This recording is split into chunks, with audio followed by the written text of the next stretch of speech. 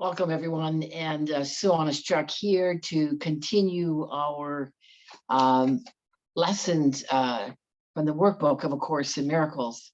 And today we're on lesson 26, and I'll read the lesson. So today's lesson is, my attack thoughts are attacking my invulnerability. It is surely obvious that if you can be attacked, you are not invulnerable. You see attack as a real threat.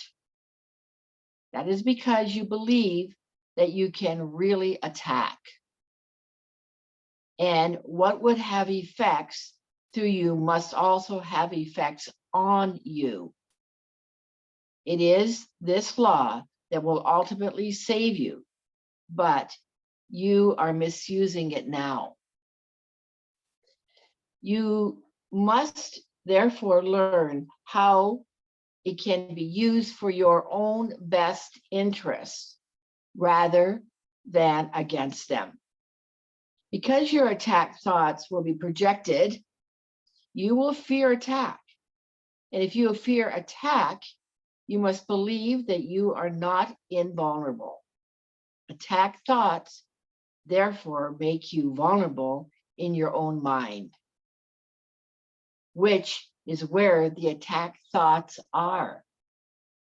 Attack thoughts and invulnerability cannot be accepted together. They contradict each other. The idea for today introduces the thought that you always attack yourself first. If attack thoughts must entail the belief that you are vulnerable, their effect is to weaken you in your own eyes. Thus, they have attacked your perception of yourself. And because you believe in them, you can no longer believe in yourself. A false image of yourself has come to take the place of what you are. Practice today's idea with help. No, let me say it again. Practice today's ideas will help you to understand that vulnerability or invulnerability is the result of your own thoughts. Nothing except your thoughts can attack you. Nothing except your thoughts can make you think you are vulnerable. And nothing except your thoughts can prove to you this is not so. 6 practice periods are required in applying today's idea. A full 2 minutes should be attempted for each of them, although the time may be reduced to a minute if the discomfort is too great. Do not reduce it further. The practice period should begin with repeating the idea for today, then closing your eyes and reviewing the unresolved questions whose outcomes are causing you concern. The concern may take the form of depression, worry, anger, a sense of imposition, fear, foreboding, or preoccupation. Any problem as yet unsettled that tends to recur in your thoughts during the day is a suitable subject. You will not be able to use very many for any one practice period because a longer time than usual should be spent with each one. Today's idea should be applied as follows. First, name the situation. I am concerned about. I'll give you an example. I'm concerned about my car breaking down. And then it says to go over every possible outcome that has occurred to you in the connection and which has caused you concern, referring to each one quite specifically saying, I'm afraid blank will happen. So Now, the example with regards to your car is that I'm afraid my car breakdown will happen. I'm afraid my car breaking down will involve costly repairs. I'm afraid not having enough money to pay for the repairs will happen. I'm afraid needing to buy a new car and not having enough money will happen. There's some examples for you. If you are doing the exercise properly, you should have some 5 or 6 distressing possibilities available for each situation you use, and quite possibly more. It is much more helpful to cover a few situations thoroughly than to touch on a larger number. As the list of anticipated outcomes for each situation continues, you will probably find some of them, especially those that occurred to you toward the end, less acceptable to you. Try, however, to treat them all alike to whatever extent you can. After you have named each outcome of which you are afraid, tell yourself, that thought is an attack upon myself. Conclude each practice period by repeating today's idea to yourself once more. My attack thoughts are attacking my invulnerability. So in preceding lessons, we were, invited to look at, how much we put meaning to things, and, how we see the past.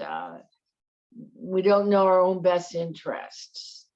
And also, that one of the previous lessons was, I am determined to see differently.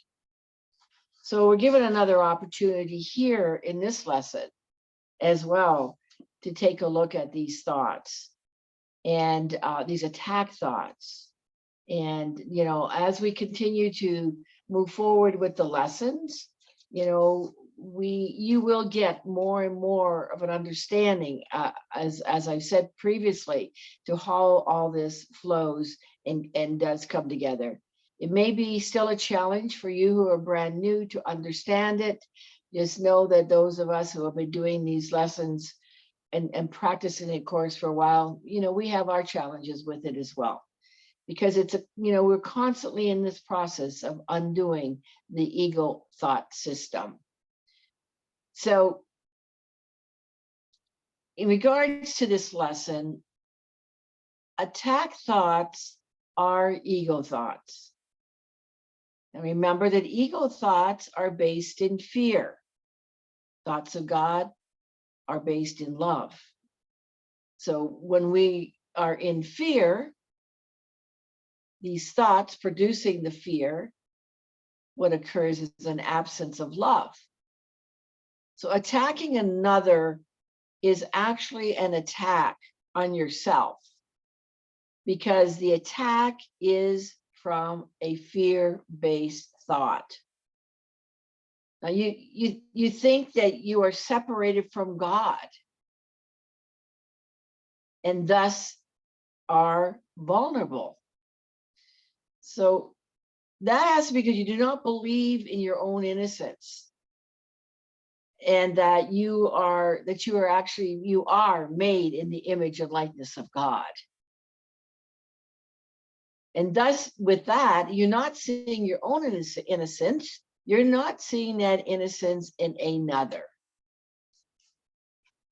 This is, well, again, any ego thought that we have is the block to love. The love is within all of us, accepting that we entertain again more and more of ego, the ego thought system than we do the thoughts of God. So I want to read again the paragraph 3. And again, it says, the idea for today introduces the thought that you always attack yourself first. If attack thoughts must entail the belief that you are vulnerable, their effect is to weaken you in your own eyes. The ego keeps you in that space of not good enough, in the space of lack and in fear. So that's all a weakened space to come from. So thus they have attacked your perception. There it is, your perception of yourself. You're not seeing yourself as the love that you are. And because you believe in them, you can no longer believe in yourself. You lose trust and faith in your own self. You lose your confidence. A false image of yourself has come to take the place of what you are. So, and again, it tells us again when you're practicing, I'm repeating this here because it's important. Practice with today's idea will help you to understand the vulnerability or invulnerability is the result of your own thoughts. So, as we continue to go on, and it's to be aware of the best of our ability to raise our consciousness in what our thoughts are. Are they thoughts based in fear, or are they thoughts based in love? And again, nothing except your thoughts can attack you. Remember, the world is not being done to you, it's being done by you. And the world is not coming at you, the world is coming from you. So nothing except your thoughts can make you think you are vulnerable. So it's those ego thoughts that make you feel vulnerable, fearful of attack. And nothing except your thoughts can prove to you that this is not so. Okay, that's lesson 26. My attack thoughts are attacking my invulnerability. So I look forward to seeing you, being here for you. I don't see you, you see me. I look forward to being here for you for the next lesson, and lesson 27. Have a wonderful day.